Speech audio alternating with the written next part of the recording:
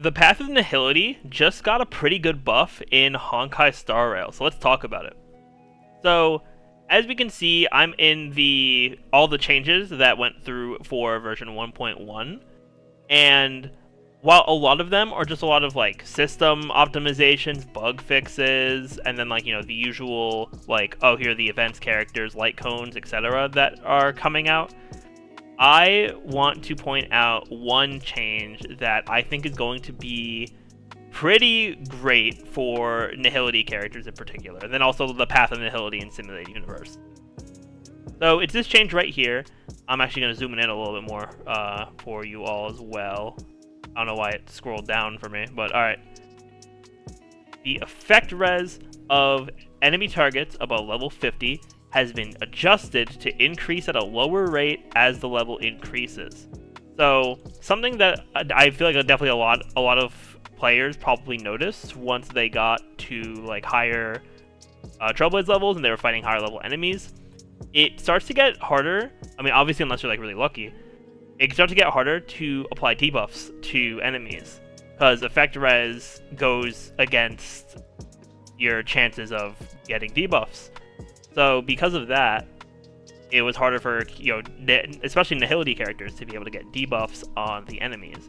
So after the adjustment, the overall increase in effect res for enemy targets above level 50 is reduced, making it easier for them to fall into negative debuffs inflicted by characters. So you might be asking, what does this mean for my account? Now, it definitely can mean a few things if we're going to talk about the Path of Nihility characters. So let's actually go in-game. I'm going to go to the data bank, because we're going to talk about all of the characters that this can impact. So let's go to the Path of Nihility. Alright, so technically there's 5 characters I want to talk about, because the 5th one is Kafka, because we know she's going to be Lightning Nihility. Now, first off, Welt.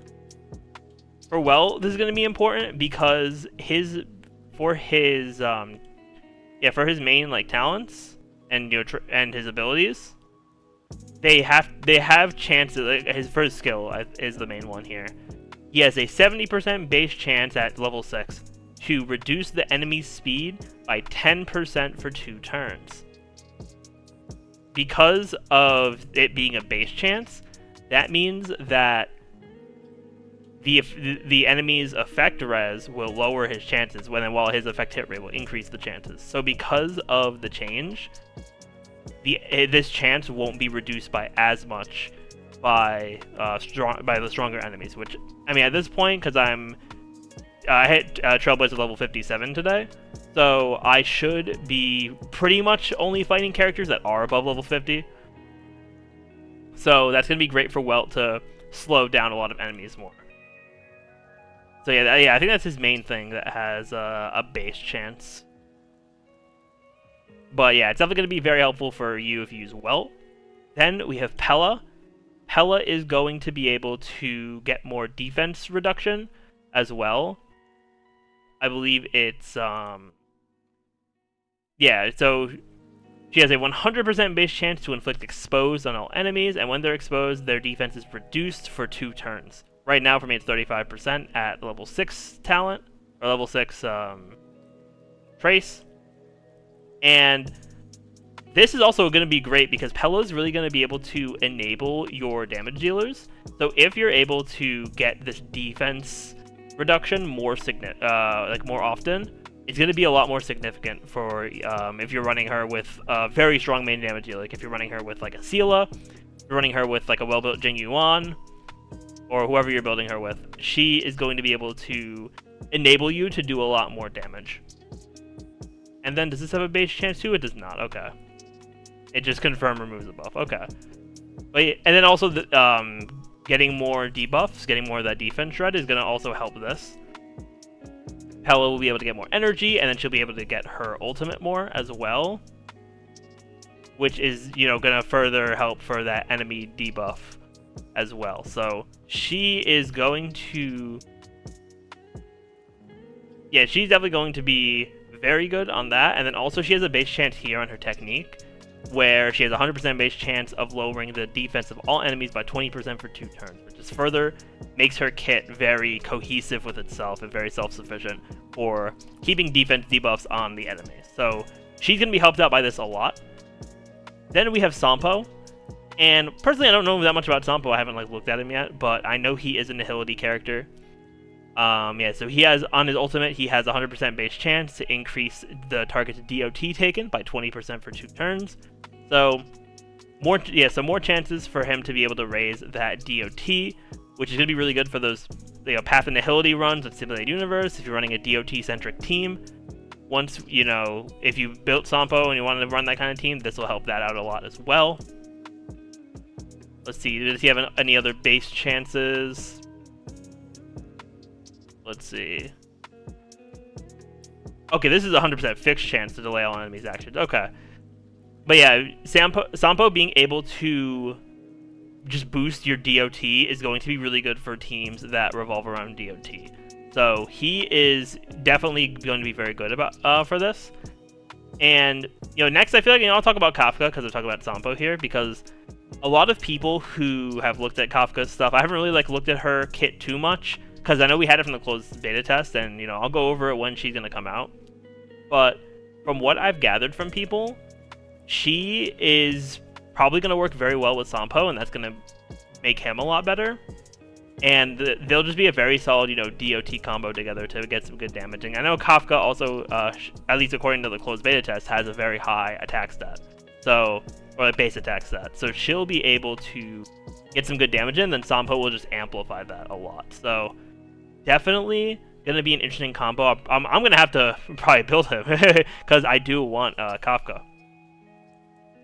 Then lastly, we have Silverwolf, who just came out. Silverwolf, once again, Silverwolf being so cool, but also she has base chances for stuff because she has Nihility to get debuffs. So on her skill, she has a 75% base chance to add a weakness to an on-field enemy. So this is definitely going to be really helpful because there's going to be fights where you might not have all the weaknesses or many of the weaknesses, but if you're able to just implant a weakness onto the enemy from the types on your team, you're going to be able to do a lot more, weakness break, and just be able to do a lot more damage and get those break effects going. And that's going to be very good for her to, just get more damage. But not only that, on her talent, she has a 60% base chance to implant a random bug that lasts for 3 turns. And because of this, giving you the chance for bugs, you'll be able to, get maybe 2 or even 3 of these, depending on the right circumstances. And I think some of her Eidolons might boost this as well. You can have attack reduction, defense reduction, and speed reduction. So that'll just make your damage go up because the enemies will be reduce their defense, their speed will get reduced so they won't take as many turns as you, and then their attack can be reduced so that they won't do as much damage to you. So Silverwolf also gets a very clear boost from this with all of her base chances. Let me make sure there's not any other base chances here. Okay. Oh, and her ultimate has an 85% base chance to decrease the target enemy's defense by 36% for 3 turns. So definitely very solid as well. And also because of her ultimate, her ultimate also gets the chance from her talent to inflict a random bug. So you can get 2 or even 3 bugs on the enemy, which is just a lot of great debuffs for sure. But yeah, that's how the Nihility path is going to be impacted by that effect res change on enemies, which I think is going to be very strong. And I feel like we're probably going to see some Nihility teams pop up, especially in 1.2 when Kafka comes out. For sure, but we're probably already going to see that a little bit now with Silverwolf being able to get her debuffs more consistently. But yeah, let me know what you think of these buffs in the comments down below. Thank you all for watching, and I will see you all next time.